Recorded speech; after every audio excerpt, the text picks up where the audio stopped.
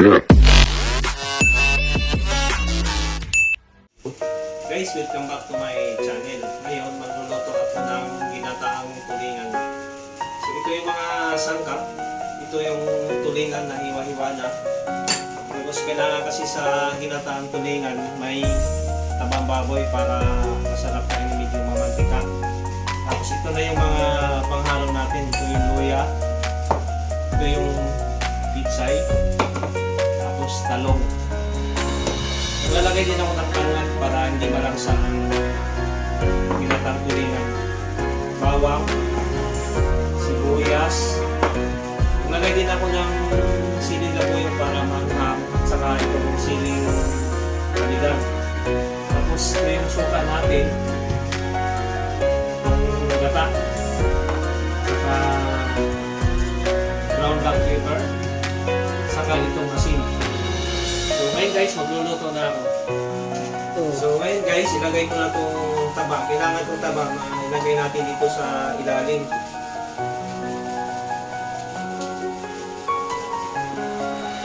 Inamihan ko lang ng taba kasi masarap. At saka pwede din naman natin kainin itong baboy pag naluto na. Pag naubos na yung tulingan.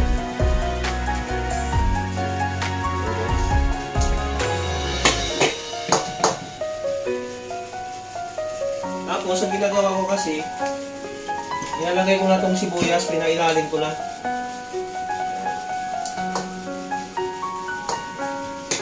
Tapos itong bawang.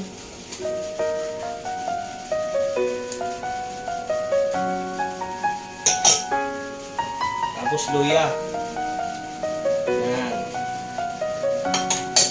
Huwag natin tanglad, pampawala ng lansa ng tulingan ng isda.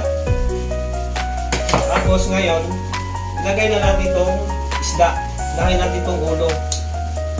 Yan, itaob lang natin.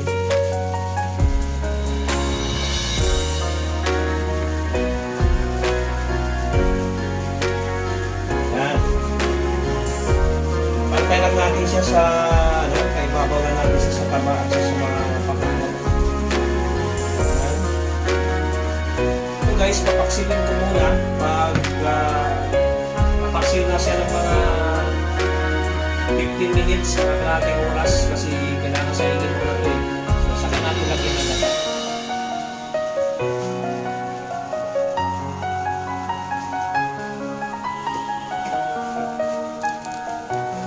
So ngayon guys, lagyan ko muna siya ng tubig.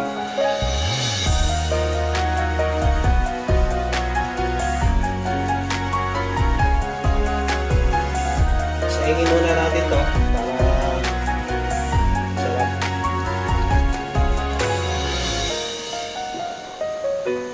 Okay guys, napaksil na natin yung pero lalagyan ko pa siya ng suka.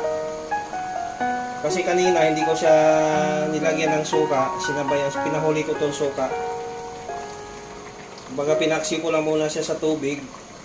So ngayon, pinahuli ko itong suka. Pakuluan ko lang ito ng mga hindi ko lang siya tatakpan kasi pag tatakpan ko to maninigas yung isda. So kailangan pag naglagay tayo ng suka, huwag natin takpan yung kawali.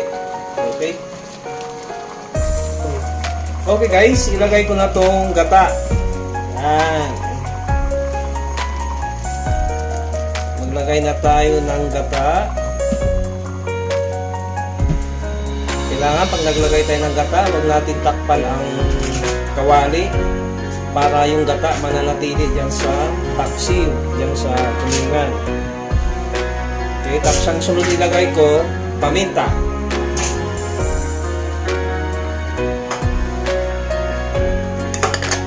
Lagyan ko na siya ng paminta.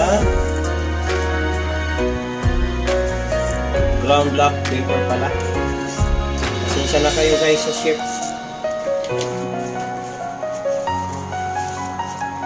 Tapos itong labuyo para masarap maanghang-hang. Yan, itong pala labuyo. Yan. Ligo. Tapos guys, ilagay ko na itong talong.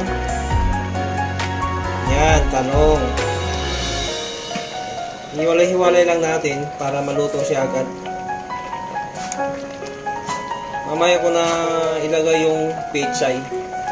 Hindi na ako naglagay ng ng kamyas kasi mahirap maghanap ng kamyas dito sa Dubai. Suka lang. Saka hindi na rin ako naglagay ng sitaw. Dalawang gulay lang ang nilagay ko. Itong talong, tapos mamaya yung pechay. Okay? Okay guys, habang pinapalambot natin itong talong, kailangan din natin baliktarin itong tulingan para pantay yung luto. Kailangan din natin itong baliktarin. Yan. Yung nasa ibabaw lang naman, pero yung nasa ilalim, huwag na natin baliktarin kasi magdurog na pag lukatin pa natin yung ilalim.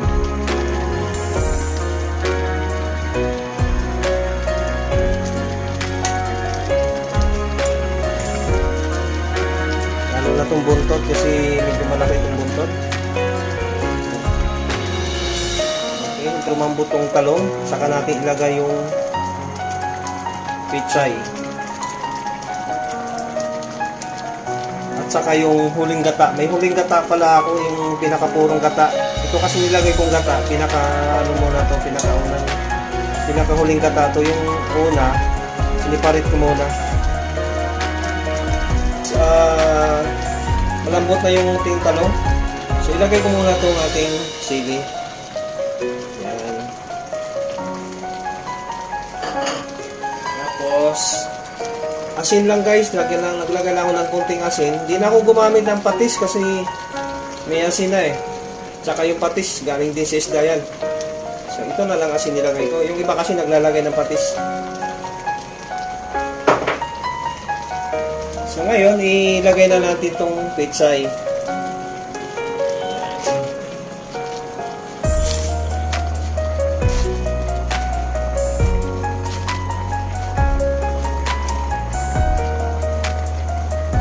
Saka ko ngayon ilagay yung purong gata.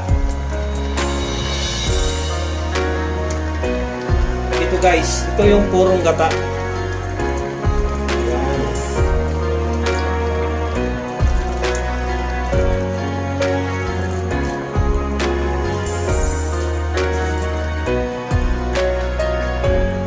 Okay, kailangan natin maluto itong pechay. Lagay natin siya sa serving bowl. Ngayon guys, luto na itong ginataang tulingan natin. Ilalagay na natin ito sa serving bowl.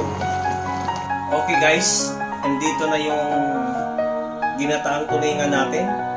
Maparami tayo ng kanin dito. Ay mukhang masarap. Ngayon, kukuha ko ng maliit na bowl para titikman ko ito. Okay guys, titikman ko itong ginataan. Ang masarap.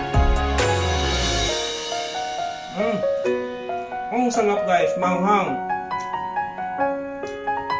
Grabe. Wala lang kanin eh. Magkanin sana ako, wala lang sinaing. Pati yung baboy na nilagay ko sa ilalim, ang lambot. So,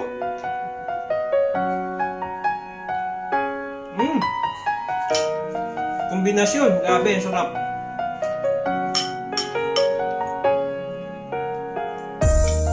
Ubusin to kasi mamaya mabusog na ako, hindi na ako makakain ng marami.